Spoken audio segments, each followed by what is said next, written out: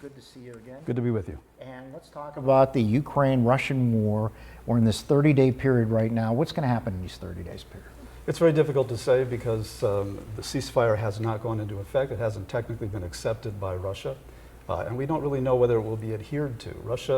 Vladimir Putin has said that he would like to have a ceasefire, but the situation on the ground right now in Ukraine and just north of Ukraine and Russia is still up in the air, and Russia is not likely to accept a ceasefire unless it's on Russia's terms, which means they want to make a little more progress on the ground. And they are making progress on the ground according to recent reports that we read. So does that mean Putin wants to keep going because he's getting positive reports? Yeah, I would be inclined to think that Putin would want to delay a ceasefire until he has really affirmed Russia's position in the tenuous areas. So I think he'll probably put that off as long as possible. President Trump has made clear that he wants a ceasefire, and so we have a little dynamic going there.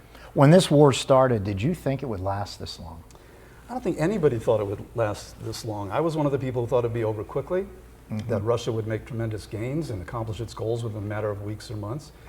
I think I was surprised, as everyone else was, not at the tenacity of the Ukrainians, but at the willingness of the United States and the West to support Ukraine and to send them weapons and to keep it going. So that, I think, has been very good for Ukraine. How do you feel right now, though, Gerry, about the international climate in politics and how it's going right now? Well, everything is always up in the air, and everything is always difficult, and everybody is inclined to think that whatever era they are living in is the most difficult and most challenging era they've ever seen in their lives. If you go back and look at the 80s, the 90s, everybody says, oh, everything is in flux, everything is changing. And we think that now, to be sure.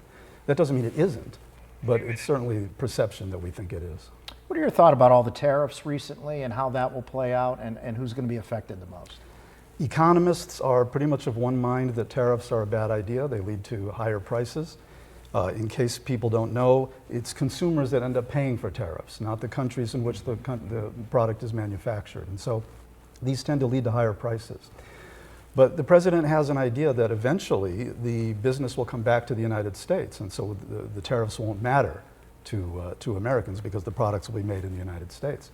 Also, the president's the way the president goes about things is to be very strong and to fire all of his guns and get the other side to acknowledge that he has a mission and then to give in to what he wants. And so he may actually get what he wants in some of these things. As you know, we led the newscast tonight with the stopgap funding measure. It looks like the government shutdown will be avoided. Did you think that would happen? Some Democrats flipped and it all transpired.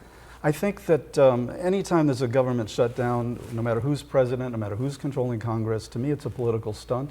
I'm always in favor of keeping the government operating. It does too many things for too many people to shut it down. And I think that Senate Minority Leader Schumer was concerned that the Democrats would get the blame for all of this, just as Republicans got the blame when it happened before.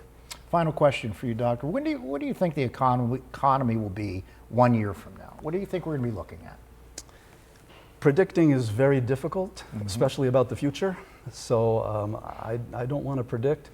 A lot depends on whether the president gets what he wants from Mexico, Canada, and Europe. And if he doesn't, then we could be looking at inflation for a while. Yeah, Gerry, always great to see you. Thanks so much for stopping by. Thank you. We will visit again soon.